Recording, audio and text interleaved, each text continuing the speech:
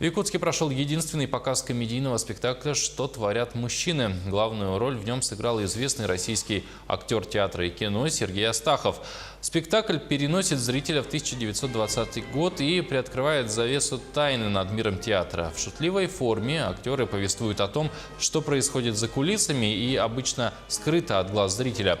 Как рождаются спектакли и через что проходят авторы и актеры, прежде чем выйти на сцену.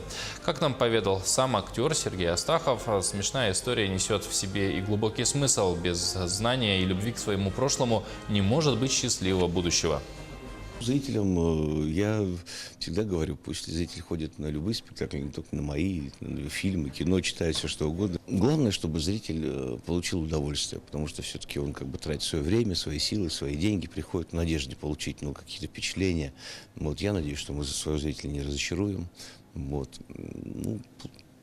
С Новым годом, во-первых, всех.